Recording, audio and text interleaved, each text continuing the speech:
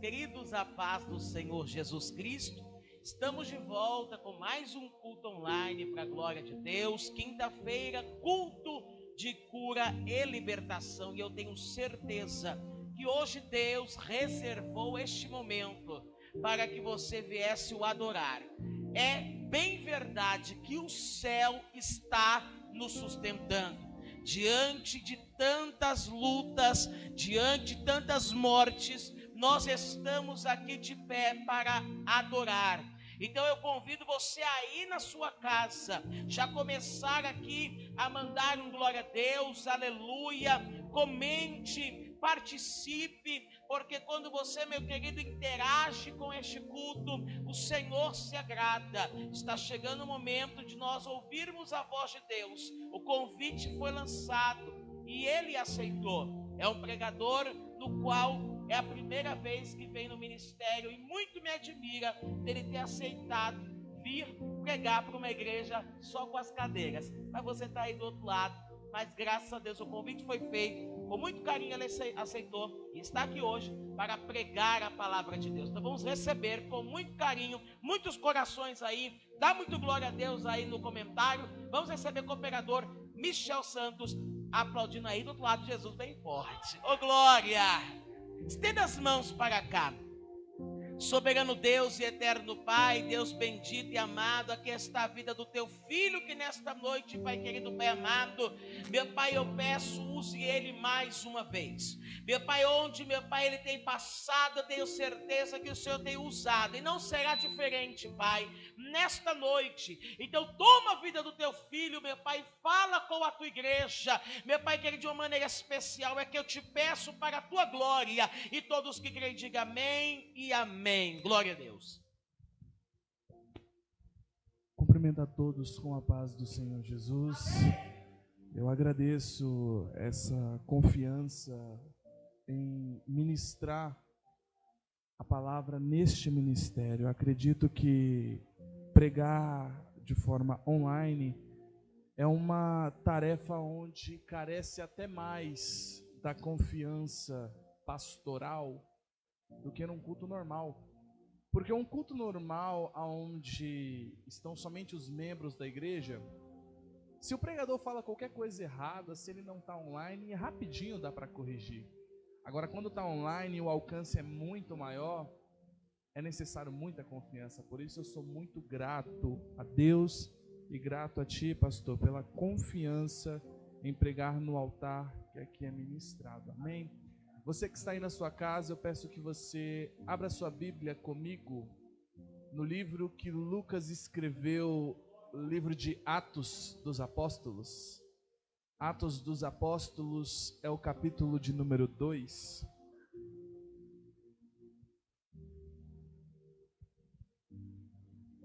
Eu quero pregar num tema que tem mexido com a minha chamada e neste momento de pandemia tem mexido muito com meu coração. Talvez a palavra que você vai ouvir possa trazer desconforto, possa te deixar um pouco agoniado, e a ideia é exatamente essa: te tirar do conforto, te tirar da acomodação, da mesma forma que me tirou. Amém? Atos capítulo de número 2, faremos menção de 5 versículos. O versículo de 1 a 4, vou dar início a essa leitura. Amém? Chegando o dia de Pentecostes, estavam todos reunidos num só lugar. De repente veio do céu um som como de um vento muito forte, e encheu toda a casa na qual estavam assentados. E viram o que parecia línguas que de fogo, que se separaram e pousaram sobre cada um deles. Todos ficaram cheios do Espírito Santo e começaram a falar noutras línguas, conforme o Espírito os capacitava. Dá um pulo para o versículo 42.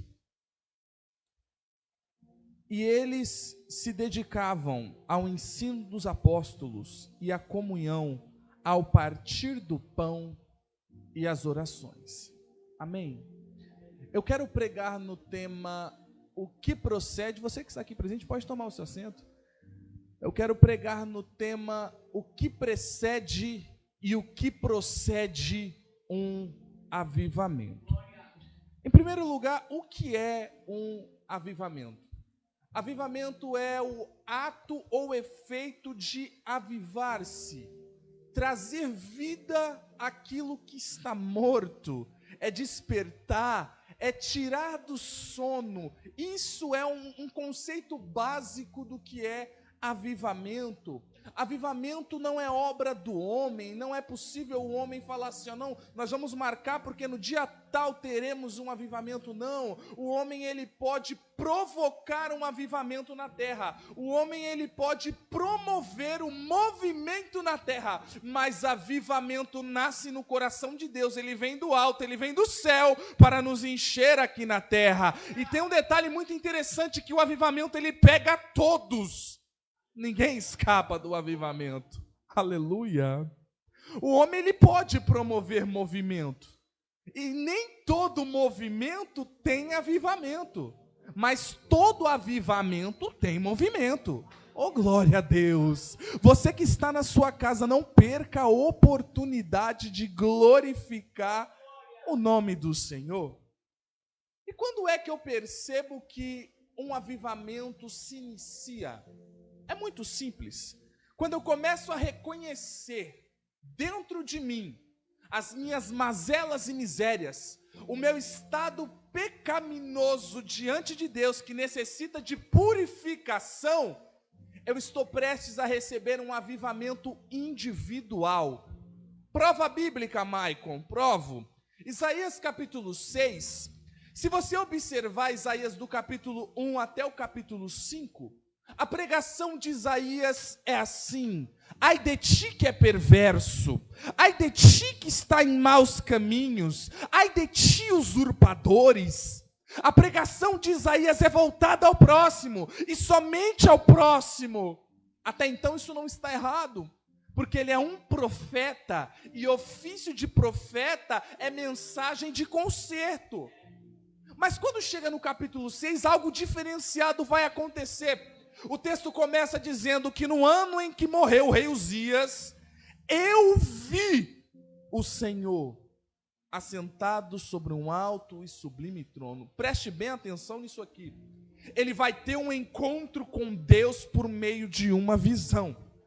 E no momento em que ele vê Deus em visão, ele vai dizer, pastor, ai de mim. O que antes era ai de ti, quando ele vê Deus, ele começa a dizer ai de mim. Ele começa a perceber duas coisas muito básicas aqui. A primeira é, se eu vejo Deus, se eu tenho um encontro com Deus, eu necessito de purificação. Ah, você está entendendo na sua casa. E a segunda coisa que ele entende é que quem tem um impacto com Deus precisa evangelizar o mundo. Ele precisa de purificação e ele precisa evangelizar. Quem tem encontro tem na cabeça a ideia: eu preciso me purificar e eu preciso evangelizar. Oh, glória a Deus! Nós precisamos entender que antes das pessoas serem quebrantadas, nós precisamos ser quebrantados. Não dá para me pregar aquilo que nem eu acredito, a mensagem não vai surtir efeito. Aleluias! O coração dos ouvintes só vai ser quebrantado quando nós sermos quebrantados. Aleluia! Oh, glória a Deus! Só para você ter uma ideia de encontro com Deus, tem um autor que eu gosto de ler chamado Paul Washer, e ele faz uma analogia sobre encontro com Deus da seguinte forma: imagine você que está em casa.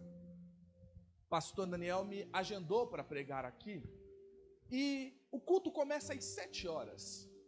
Só que aí eu chego aqui na igreja 9 horas, e eu chego aqui e falo: Pastor Daniel, me perdoa porque eu estava vindo para cá, e o pneu do carro furou. Quando eu fui sair do carro para poder trocar o pneu, o parafuso saiu, então a roda saiu junto. Na hora que eu saí para pegar o parafuso rolou para a avenida. Na hora que eu fui para a avenida, uma carreta de 20 toneladas me atropelou. Mas graças a Deus, eu consegui pegar o parafuso, peguei a roda, encaixei no step e consegui chegar até aqui. Das duas, uma. Ou eu sou um baita de um mentiroso, ou eu sou um louco. Porque é impossível eu sofrer um impacto de uma carreta de 20 toneladas e continuar da mesma forma. Só que Cristo é muito maior do que 1 milhão de carretas de 20 toneladas. É impossível eu sofrer um impacto com Cristo e permanecer do mesmo jeito, frequentando os mesmos lugares, falando as mesmas besteiras, tratando mal aquele que também me trata mal. Eu preciso entender que encontro com Cristo traz mudanças.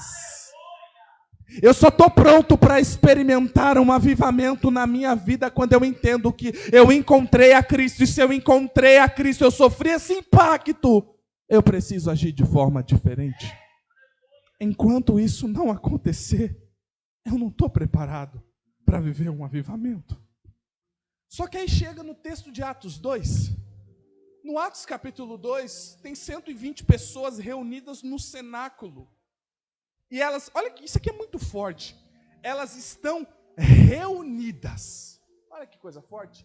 Estão reunidas para orar, para ouvir a palavra que os apóstolos vão pregar, para dividir o pão. Olha que interessante, pastor. Elas estão reunidas no cenáculo. Eu entendo que nós estamos em época de pandemia, mas o que a gente tem de desigrejado nos dias de hoje, não, eu sirvo a Deus na minha casa, tá tranquilo. Eu posso falar uma coisa para você? No Atos capítulo 28, Paulo está na ilha de Malta, e após o naufrágio ele vai acender uma fogueira. E quando ele vai acender uma fogueira, ele começa a pegar um graveto aqui, um graveto ali, um graveto acolá, porque para acender uma fogueira não dá para acender com somente um graveto. Eu tenho que reunir vários gravetos. Você pode servir a Cristo na sua casa? Pode. Claro que você pode. Não só pode como deve. Mas nunca vai conseguir pegar fogo. Porque para pegar fogo tem que ter outros gravetos reunidos. Senão não dá. Não tem como. Não tem como entrar em chamas. Oh, glória a Deus. Eu estou sentindo a presença do Senhor aqui. E essas pessoas estão reunidas no cenáculo, no mesmo sentimento, com o mesmo foco. Preste bem atenção que eles se reúnem para orar, eles se reúnem para ouvir a palavra.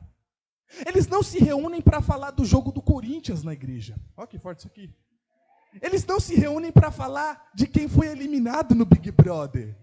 Eles estão se reunindo para orar. Meu Deus do céu.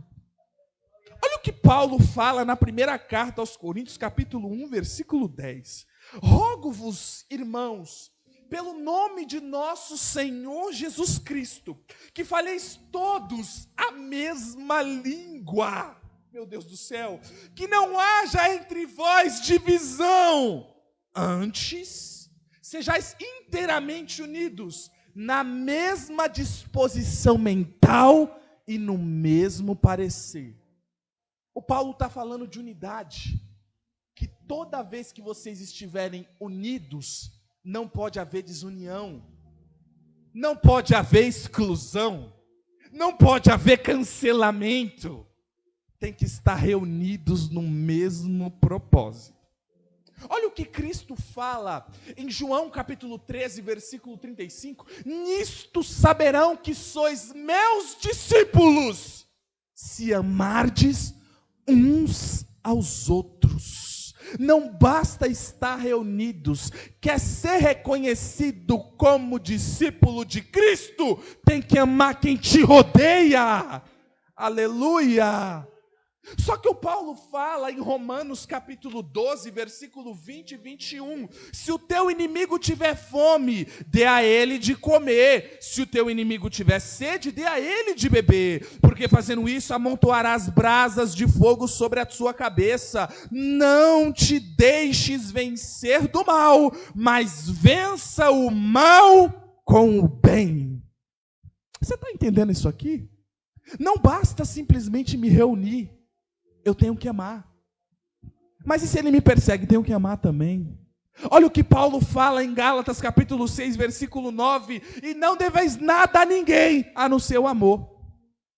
Isso é muito forte, gente.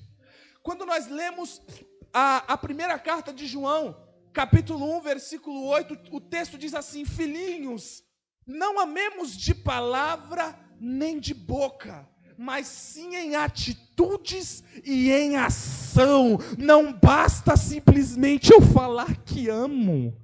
Isso vale para a esposa, para o esposo, para o filho, para o líder, para o liderado, para o chefe, para o amigo de trabalho, para quem te persegue. Isso vale para todos. Amem uns aos outros. Oh, glória. Só que, voltando a falar de unidade, eles estavam reunidos. Fique com isso na cabeça, reunidos. O salmista, no Salmo 133, versículo 1 e 2, ele diz assim: ó, quão bom e quão suave é que os irmãos vivam em união. É como óleo precioso sobre a cabeça, que desce sobre a barba de Arão, e sobre as orlas da sua veste. Perceba que o salmista ele está comparando unidade com o óleo, unidade com unção. Efésios capítulo 5, versículo 23, diz o texto que Cristo é a cabeça da igreja. O óleo estava sobre a cabeça. Ah, você está entendendo isso aqui? O óleo que estava na cabeça desceu para a barba. A barba são os 120 de Atos 2. Os 120 que estão nos cenáculos são a barba de Arão. O óleo que estava na cabeça, que é Cristo, derramou sobre os 120, derramou sobre o cinto e derramou sobre a aba da sua veste, que somos nós. Só tem um detalhe: o óleo só é derramado quando vivemos em união com os nossos irmãos. Se não tem união, não tem unção. Deixa eu fazer uma pergunta para você: de que vale eu ter uma grande oratória, uma grande homilética, ou se eu sou um cantor, dominar todo tipo de timbre de voz, se eu não amar o meu irmão, eu vou para o inferno? É duro te falar isso, mas você precisa amar. Porque se você não amar, você, além de não estar pronto para um avivamento, o inferno te espera. Eu preciso te falar isso. Eu não posso chegar aqui e falar para você: receba a chave de carro, receba a chave de casa. Seria a minha vontade que você vai ser rico, que você vai ser próspero. Mas evangelho não é isso. Daqui a pouco eu já vou chegar no que é o evangelho. Vamos com calma que a gente chega lá. Você que está em casa, comenta aí. Você já ouviu falar de um físico que morreu em 2019 por nome de Stephen Hawking? Você já ouviu falar? Você que está aqui, você já ouviu falar? Stephen Hawking, ele tinha uma doença chamada a esclerose, esclerose lateral amiotrófica. Ela também é conhecida como o mal de Lou-Gehrig. O que é essa doença? É uma doença que faz com que o corpo perca os movimentos progressivamente. Como que funciona? O nosso sistema nervoso, ele funciona da seguinte forma: o cérebro, ele manda sinais de sinapses para o corpo. Então, neste momento, o cérebro está dando sinais de sinapses para a minha boca falar. está dando sinais de sinapses para minha mente lembrar, está dando sinais de sinapses para minha mão gesticular, está dando sinais de sinapses para o meu olho olhar para a câmera. Então todo o meu corpo está obedecendo ao comando do cérebro. O corpo do Stephen Hawking, o que estava acontecendo? O corpo estava parando de obedecer os sinais de sinapses que a cabeça estava mandando. Entenda isso aqui. Quando eu olho num microscópio uma célula cancerígena, ela é diferente das outras células. A célula cancerígena, ela é mais bonita, ela é mais gorda, ela é maior, ela brilha mais, mas ela não obedece mais o cérebro.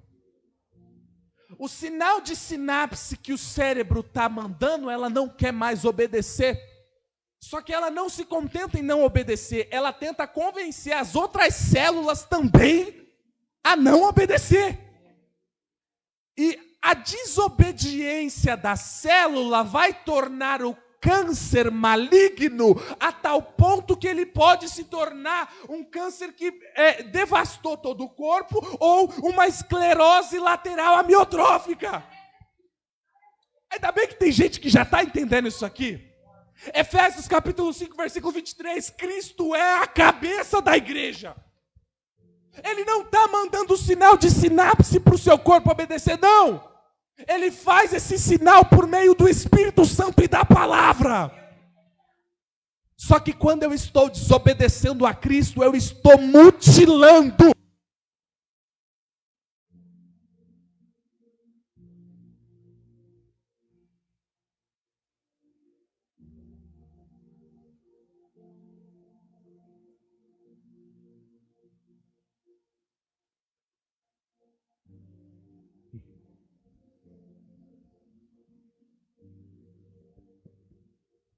Então, quando eu desobedeço o comando do cérebro, eu estou agindo como um câncer.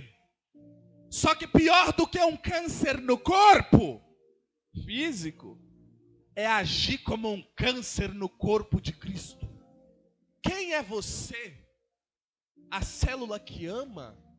Ou a célula que divide? Ah, para de graça que você está entendendo. Aleluia. Com frequência, Cristo tem que estar restaurando o dano que causamos ao corpo. Que aprendamos com José de Arimateia, que quando o corpo de Cristo estava ferido, ele pediu para cuidar do corpo. Você entendeu? Você entendeu? Aleluia. E eles estão reunidos no cenáculo para quê? Os discípulos estão reunidos com qual propósito? Qual finalidade? Eles estão reunidos para orar. Entenda isso aqui. Se fracassarmos na oração, nós vamos fracassar em qualquer frente de batalha.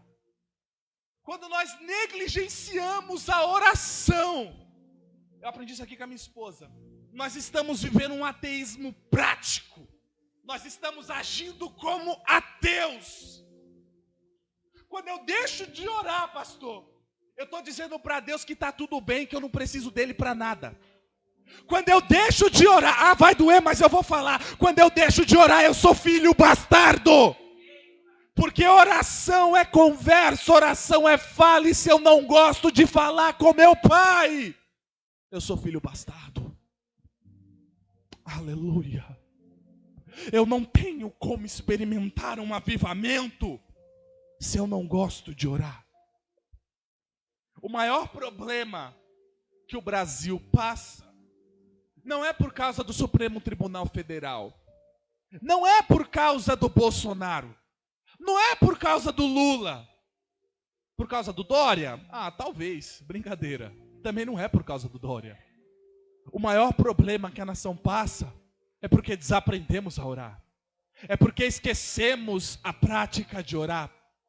É porque para nós compensa mais sair na foto, tá com o microfone na mão, ter um público para ouvir. Porque aí se eu cantar bem, eu pregar bem, eu recebo tapinha nas costas. Só que no aposento da oração não tem como ter vaidade. É na oração. Na oração não tem máscara. Na oração não dá para esconder. Porque aquele lá em cima que está no alto e sublime trono te conhece no oculto, no profundo e no escondido. Quando voltarmos à prática da oração, a nação volta para o eixo, o mundo volta para o eixo. Quer base bíblica para isso? Segundo o livro das Crônicas, capítulo 7, versículo 14. Se o meu povo, que se chama pelo meu nome, se humilhar e orar, e se arrepender dos seus maus caminhos, então eu os ouvirei do céu, perdoarei o seu pecado e sararei a sua terra. Eu preciso voltar à prática da oração.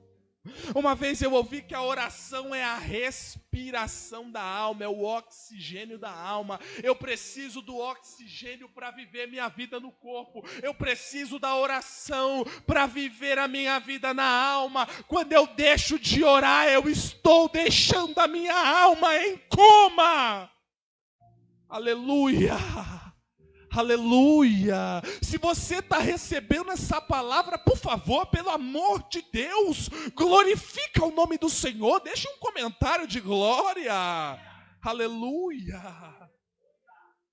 Eles estão reunidos e eis que vai acontecer um som, um brado, porque quando nos reunimos com o mesmo sentimento, com o mesmo foco, falando a mesma língua, e vamos orar, o céu responde.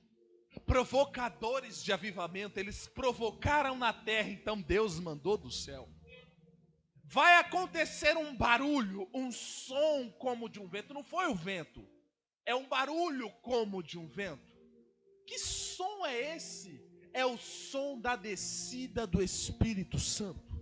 Eu pergunto a você, qual é o som quando Deus desce na terra?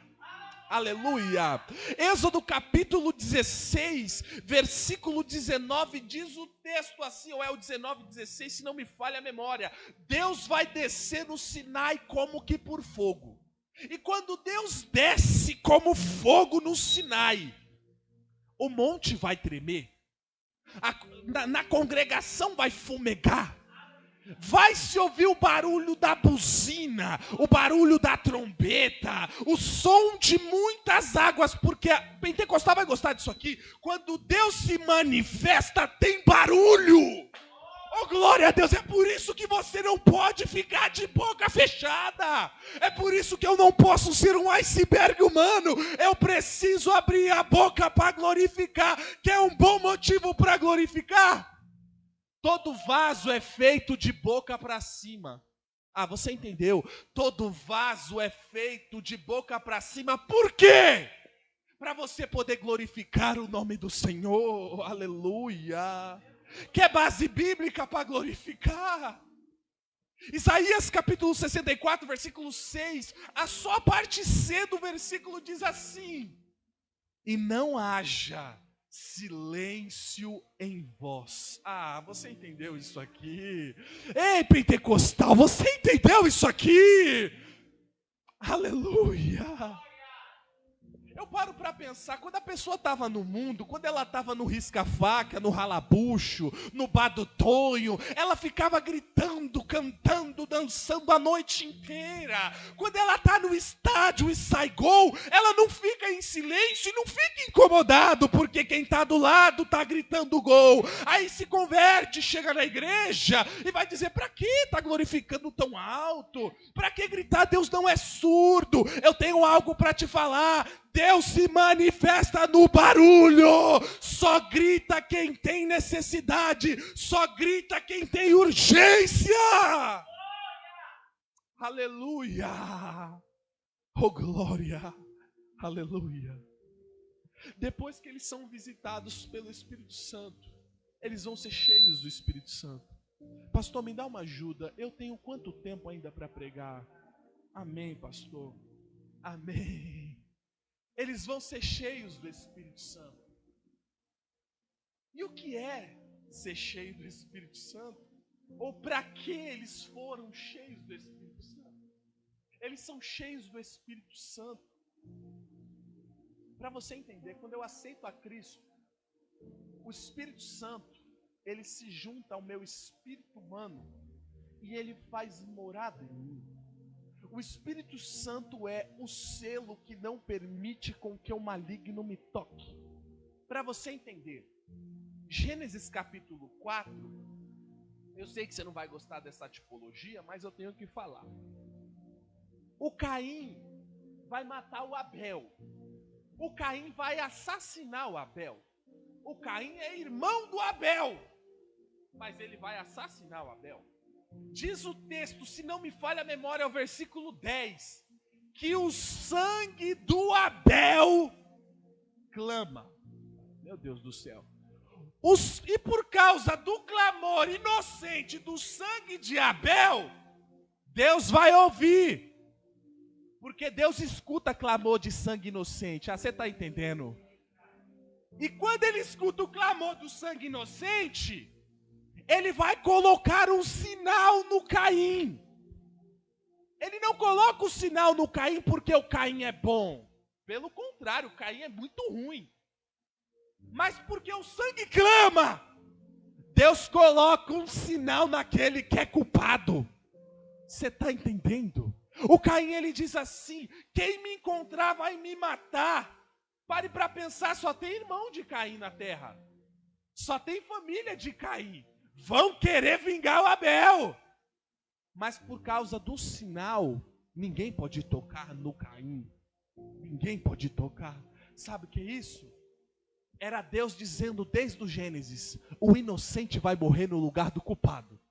O clamor do sangue desse inocente vai gerar um sinal daqui do céu aí para a terra no culpado. E por causa do sinal que vai estar no culpado, o culpado não vai morrer.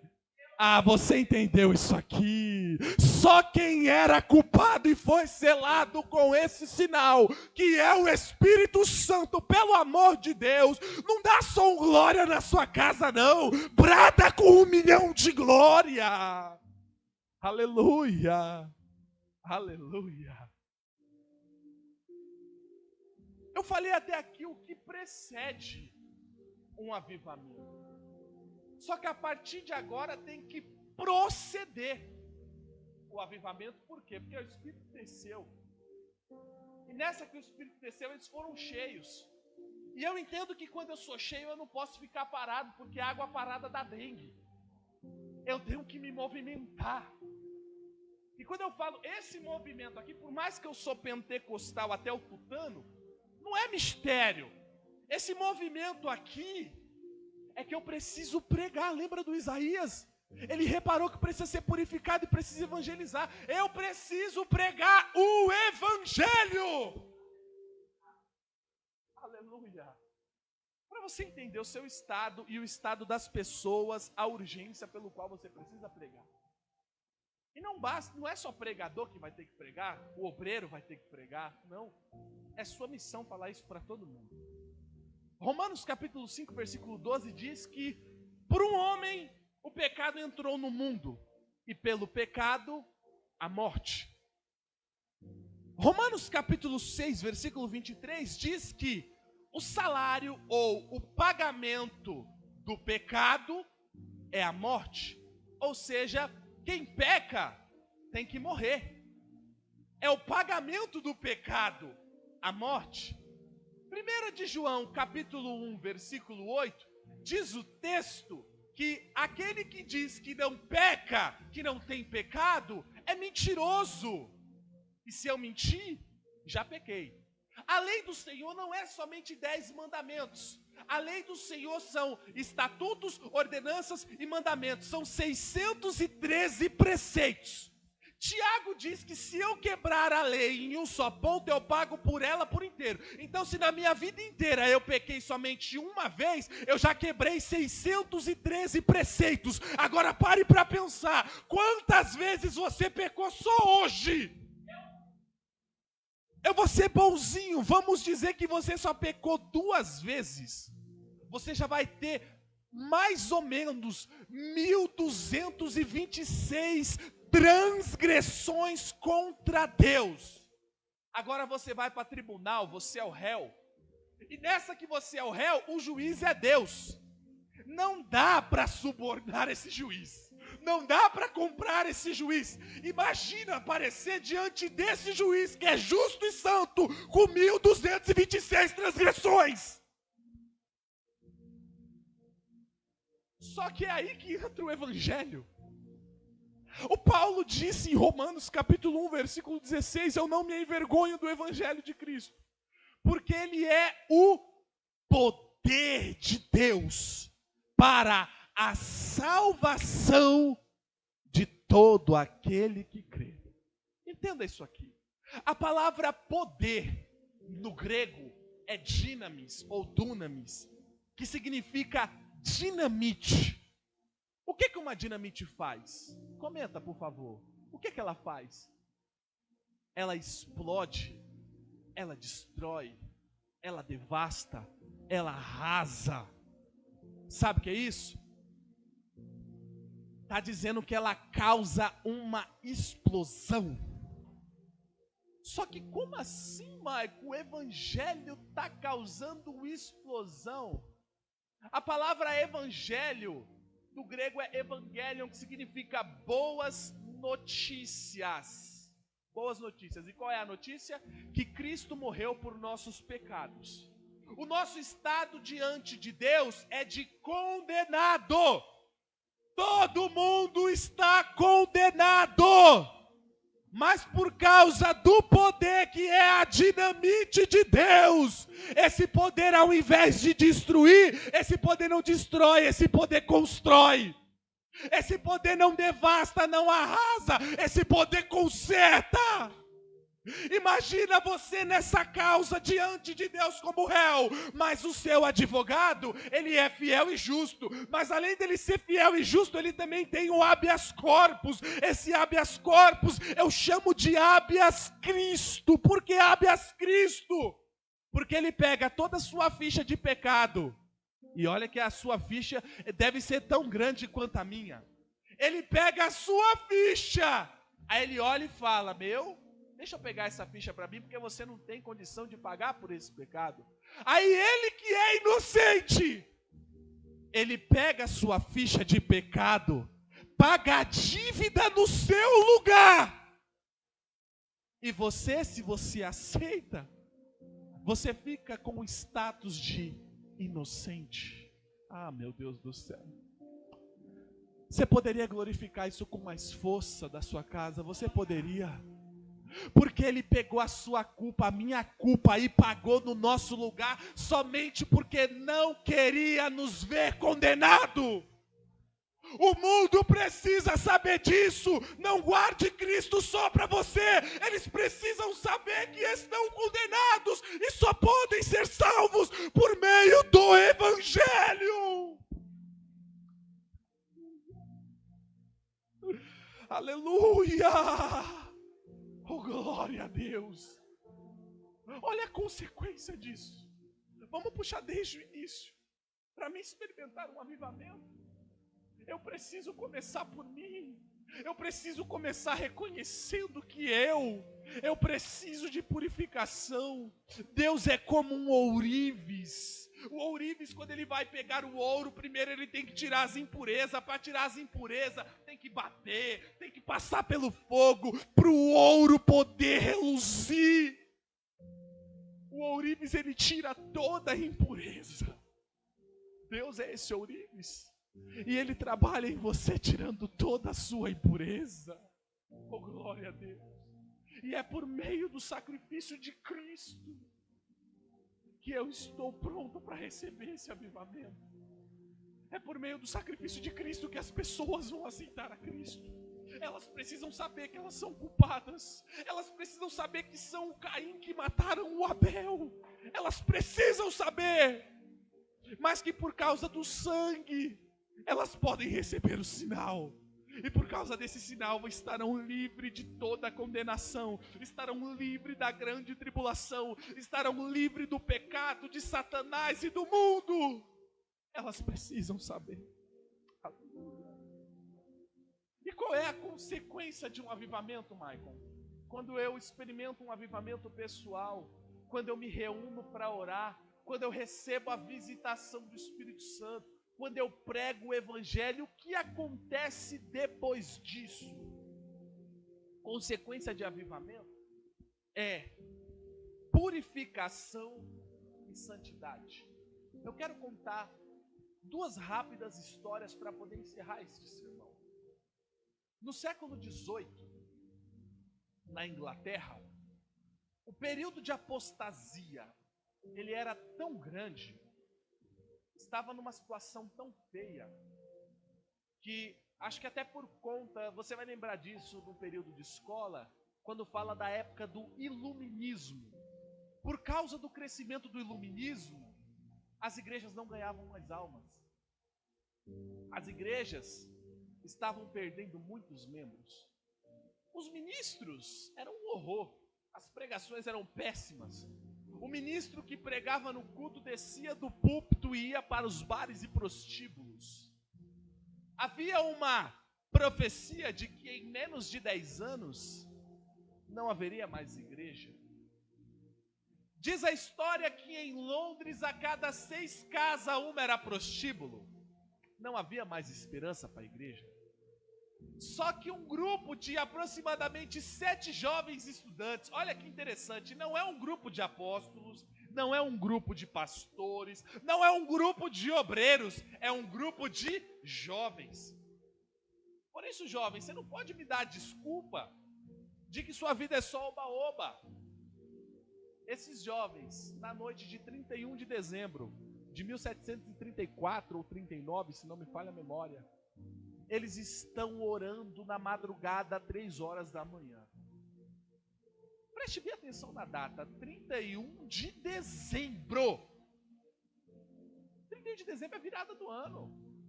E eles não estão na quermesse. Eles não estão assistindo o show do Roberto Carlos. Eles não estão no pancadão. Eles estão em casa orando: Senhor, visita essa nação. Senhor, me encha. Senhor, manda um avivamento para a Inglaterra.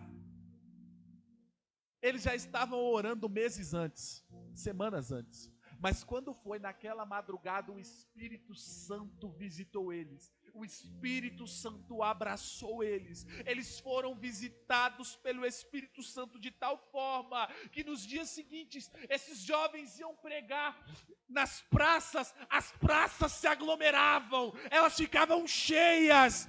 Algumas igrejas, pastor, proibiram o John Wesley de pregar. Ele disse: não tem problema, se vocês não querem me deixar pregar na igreja, eu prego nas casas, eu prego nas praças, ninguém vai me impedir de pregar. Impediram ele de pregar nas praças também. Sabe o que ele disse? Não tem problema, já que não querem me deixar pregar aqui, eu vou pregar no cemitério. Ele foi para o cemitério e de lá do cemitério ouvia-se a voz: arrependam-se, arrependam-se dos seus pecados. Não foram capazes de calar 7 jovens. O avivamento foi tão forte que a Revolução Francesa ia invadir a Inglaterra e ia destruir a Inglaterra. Só que o avivamento enviado por Deus foi tão forte que livrou a Inglaterra do banho de sangue da França. Sabe o que eu estou querendo dizer com isso? Você, jovem, que está me ouvindo, que talvez acha que não tem oportunidade de pregar, porque para você precisa estar na igreja, pregar somente na igreja. Eu estou dizendo para você que se você orar na sua casa, Deus pode visitar essa nação e por causa da sua oração, Ele mudar todo o curso da nação. Ah, Michael, mas ele era John Wesley, né? É o pai do avivamento da Inglaterra, o cara tem nome. Um pregador normal prega 200 vezes por ano, John Wesley pregava 800, eu sei. Mas se o John Wesley não te convence, então eu vou utilizar um que não tem tanto nome. O John Wesley ainda tinha amigos, tinha o Charles Wesley, tinha o George Whitefield e tantos outros.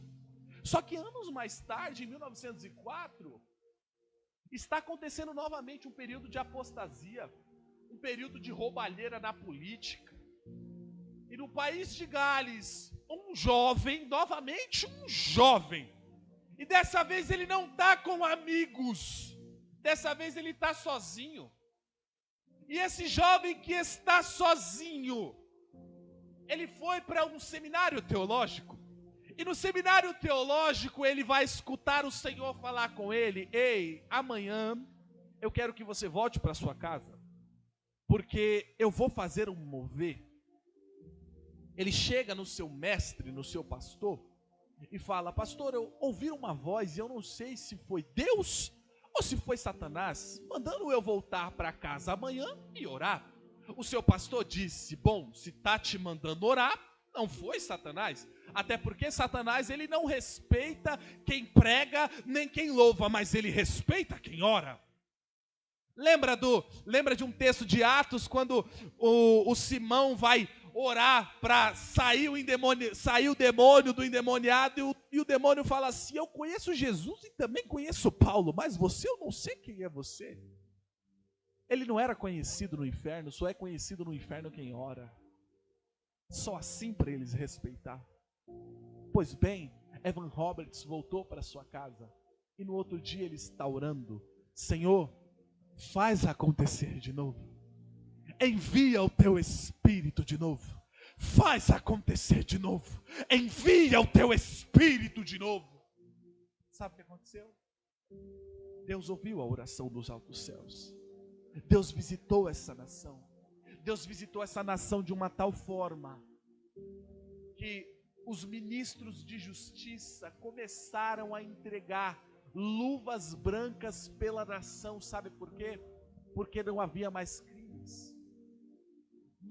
Não haviam mais causas de justiça para crimes. Não havia mais ladrões. Aqueles que iam para os bares comprar bebida não conseguiam tomar bebida. Mais de 100.000 almas foram alcançadas. O curso de toda uma nação foi mudada. Tudo porque um jovem disse para Deus: faz acontecer de novo. Visita, Senhor. Manda o teu Espírito de novo. A minha oração é para que você que ouviu essa live, que assistiu essa live, possa receber a visitação do Espírito Santo. A minha oração é para que você seja alcançada. A minha oração é para que Deus faça de você um Evan Roberts, um John Wesley, para que Deus faça de você um apóstolo Paulo, para que Deus faça de você um provocador de avivamento. Amém? Eu encerro essa rica oportunidade. Eu peço que você da sua casa, você aplauda o nome do Senhor. Não deixa de aplaudir, sabe por quê? Aquele que é digno de toda a honra e toda a glória, ele merece ser exaltado com as melhores palmas. Amém? Glória a Deus. Graças a Deus, graças a Deus. Que palavra gloriosa, que palavra gloriosa. Eu tenho certeza que você e da sua casa recebeu. Eu recebi aqui. Eu tenho certeza que você recebeu aí na tua casa. Fique com esta palavra, porque é poder de Deus. É o evangelho ministrado, é a palavra ministrada. Queridos,